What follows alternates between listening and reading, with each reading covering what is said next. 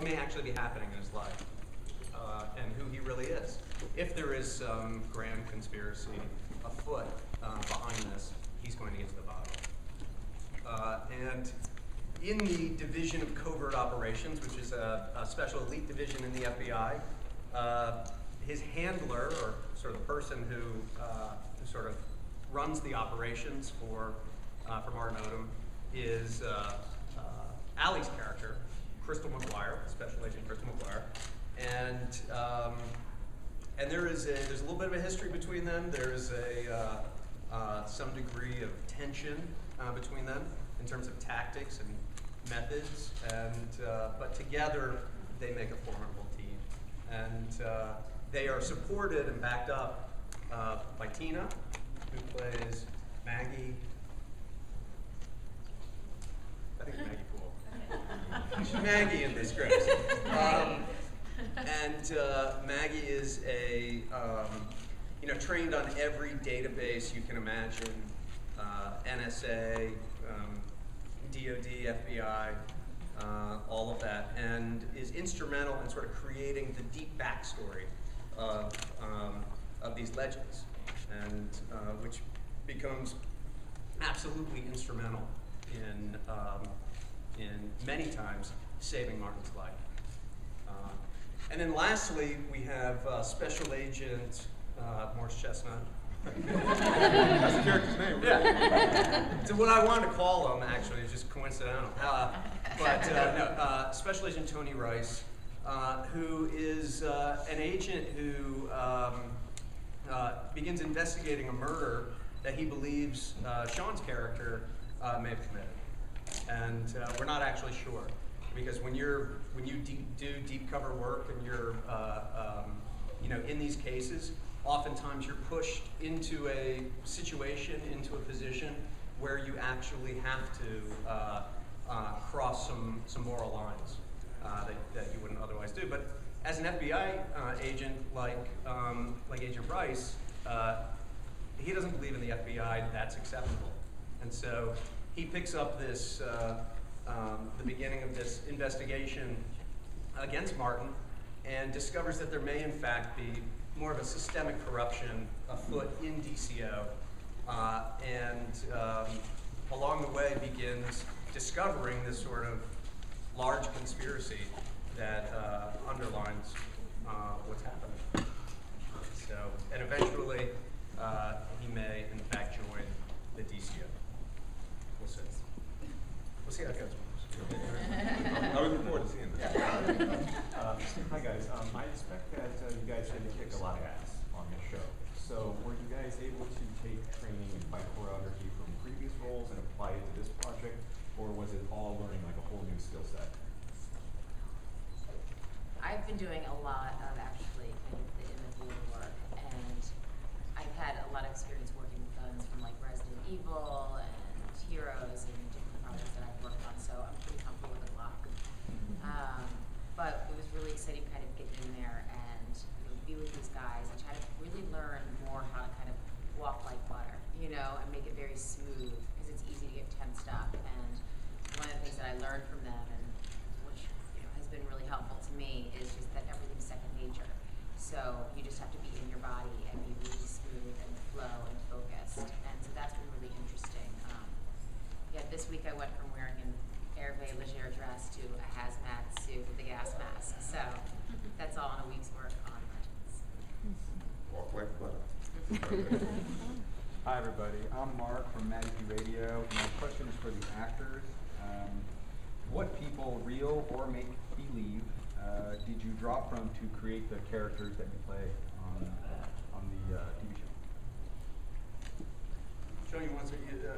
Who influenced your character development? Well, the show itself is based on a book by Robert Littell, who created at least a couple of the characters, and so that was really, I think, sort of where all this began. Obviously, it's changed a little bit from somewhat from the book, but I would say, yeah, I think it was,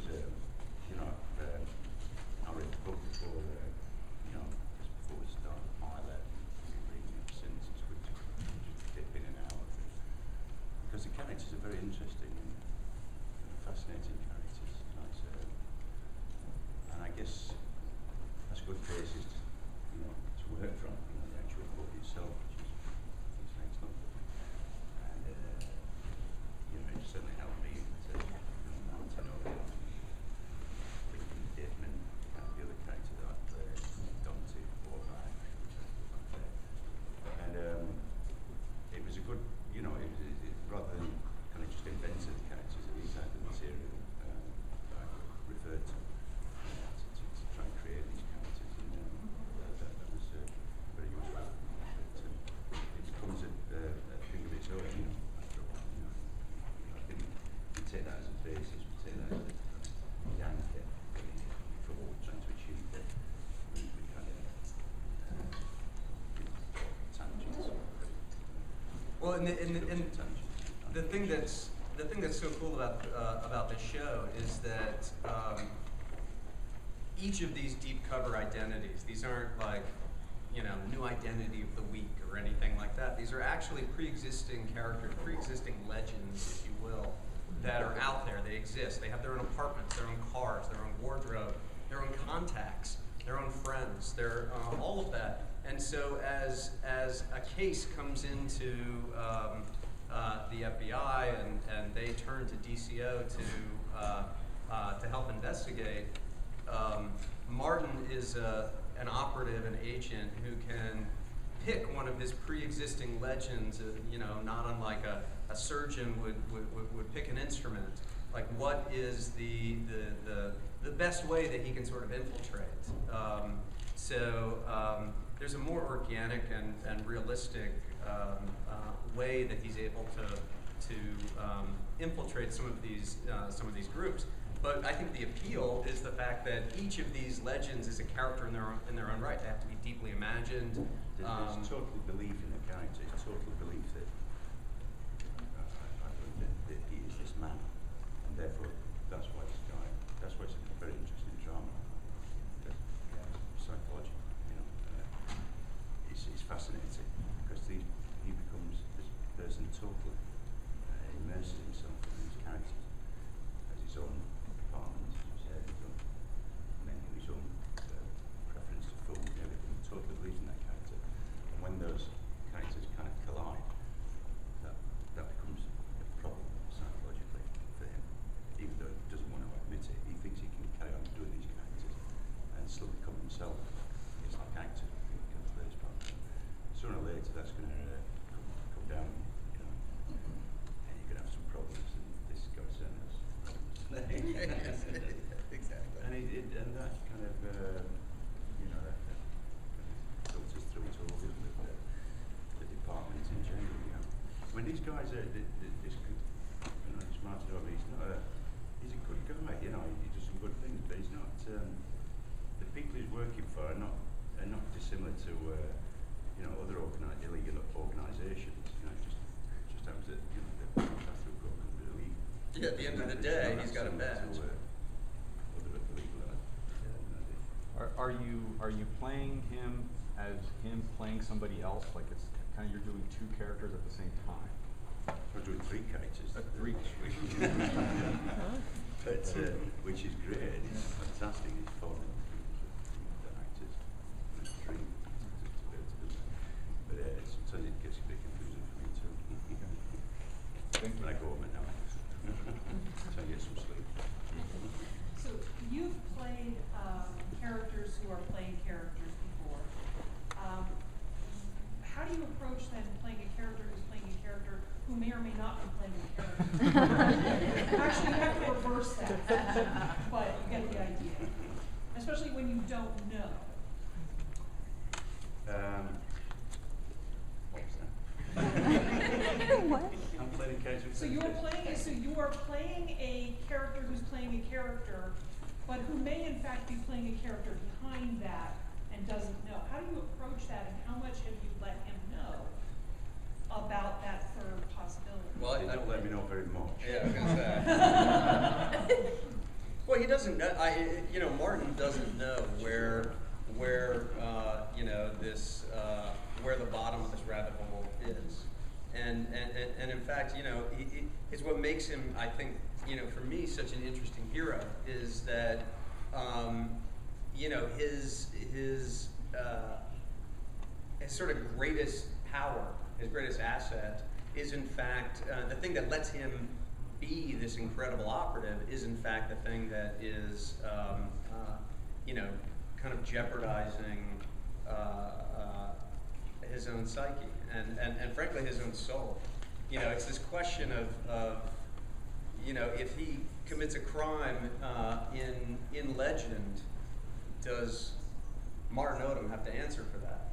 You know, what does the soul look like of a guy who steps into all these different shoes and in these different identities, and he can't be responsible for what these other identities necessarily do.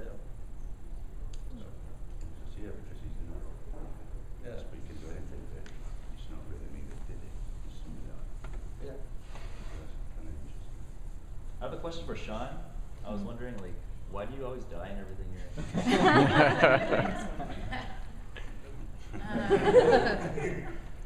I think I'm still alive in this one. Yeah, well, we don't have any plans for Sean's character's death at this time. Yeah, I do die a lot. Where is it set? What town, what city? Where is it? It's based in, DCO is based in Los Angeles. You know, in the sort of the federal bureaucracy here in LA. But as obviously as a federal agency, they go anywhere in the country. And beyond. Well, it's FBI, so it's predominantly domestic, but again, they'll go where the stories take them, and I won't say, but you know, it will not only be the United States. I have a question. So I know that this is Legends is based on a book. Do you deviate somewhat from the book, or do you say straight from the book? No, we deviate completely from the book. but I mean, you know how sometimes there's characters might be taking a different path or different It's all different paths. I mean, it's rooted in those characters and everything, but you know, the demands of storytelling in a novel, a really good novel, you know, like Legends, and then to do a TV show, the demands are totally different. So we approach story totally different, and as well, you know, we created this very cool cast and everything. So yeah, we're not bound by the book, but it's a terrific book in and of itself.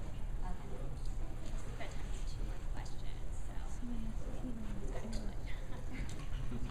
Tina, I have a question for you. What would you say the difference between Mac and Maggie are? Oh God, I knew that question was coming. I think with Mac is all computers, and I think that it started out as